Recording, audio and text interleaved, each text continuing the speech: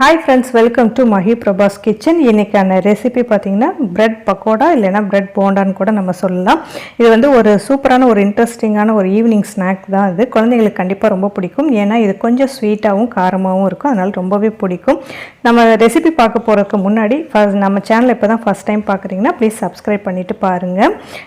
இப்போ ரெசிபி பார்க்க போயிடலாம்.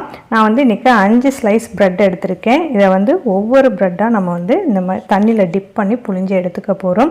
இது 5 ஸ்லைஸ் பிரெட் இருந்தாவே போதும். நமக்கு வந்து ஒரு 20 போண்டா அளவுக்கு நமக்கு கிடைக்கும். அதனால் வந்து நல்லா வந்து ஒரு டிப் பண்ணிவிட்டு இந்த மாதிரி நல்லா டைட்டாக புழிஞ்சிட்டு இதை உதுத்து விட்டுருங்க. ஒரு பவுலில் வச்சுட்டு உதுத்து விட்டுருங்க.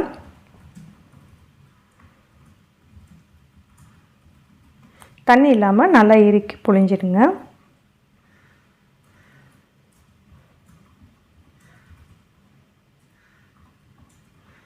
அவ்வளோதான், நம்ம எல்லாத்தையுமே இப்போ புழிஞ்சு எடுத்துட்டோம். இந்த மாதிரி உதுத்து விட்டுக்கோங்க.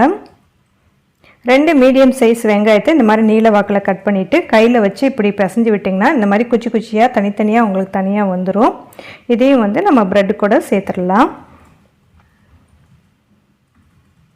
இது கூட காரத்துக்கு ஏற்ற மாதிரி பச்சை மிளகாய் சேர்த்துக்கலாம். நான் 2 பச்சை மிளகாய் நறுக்கி சேர்த்துருக்கேன். குழந்தைங்களுக்கு கொடுக்குற மாதிரி இருந்தால் நீங்கள் பார்த்து கவனமாக சேர்த்துக்கோங்க.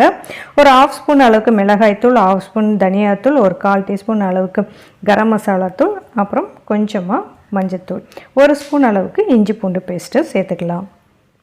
இது கூட தேவையான அளவுக்கு உப்பு சேர்த்துக்கலாம். ஒரு 2 டேபிள் ஸ்பூன் பச்சரிசி மாவு, 1 டேபிள் ஸ்பூன் அளவுக்கு கார்ன்ஃப்ளவர் சேர்த்துக்கலாம். இது நல்லா வந்து ஒரு கிறிஸ்பியாக முறுமுறுப்பாக வரும் உங்களுக்கு. 2 சின்ன உருளைக்கிழங்கு, அதாவது ஒரு கொஞ்சம் மீடியம் சைஸாக இருந்தால் ஓகே. நல்லா வேக வச்சு மசிச்சுட்டு இதில் வந்து நம்ம சேர்த்துக்கலாம். மீடியம் சைஸ் உருளைக்கிழங்கு நீங்கள் வந்து தனியாக பாயில் பண்ணிவிட்டு தோல் உரிச்சிட்டு அதில் வந்து சேர்த்துக்கலாம். தண்ணி வந்து தேவையே இல்லை, அதில் இருக்க ஈரப்பதமே போதும். நம்ம வந்து இதிலே பிசைஞ்சிக்கலாம். தேவைப்பட்டால் வேணால் கொஞ்சமாக தண்ணி தெளிச்சுக்கோங்க. நல்லா பால் மாதிரி உருட்டி எடுத்து வச்சிடலாம் தனியாக.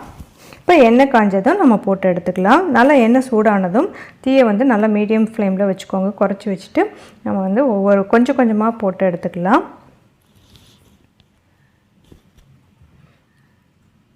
இது நல்லா வந்து உங்களுக்கு கிறிஸ்பியாக இருக்கும். மேலே வந்து கிறிஸ்பியாக இருக்கும், உள்ளே நல்லா வந்து சாஃப்டாகவும் இருக்கும். அவ்வளோதான், சூப்பராக வந்துட்டு சிம்பிளாக வந்து ஒரு ஈவினிங் ஸ்நாக் ரெடி பண்ணிட்டு பாருங்கள். ஈவினிங் குழந்தைங்க ஸ்கூல் விட்டு வரும்போது இது நீங்கள் கொடுக்கலாம். கெச்சப் கூட கொடுத்திங்கன்னா ரொம்பவே டேஸ்ட்டாக இருக்கும். சாப்பிட்றதுக்கு ரொம்ப சூப்பராக இருக்கும். இந்த பிரெட் போண்டா இல்லைன்னா பக்கோடான்னு கூட நம்ம பேர் வச்சுக்கலாம்.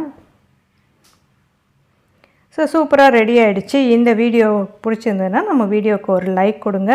நீங்கள் வந்து தொடர்ந்து நம்ம சேனலை சப்போர்ட் பண்ணுங்கள். உங்கள் வேல்யூபிள் கமெண்ட்ஸையும் நீங்கள் கொடுங்க. தேங்க்யூ.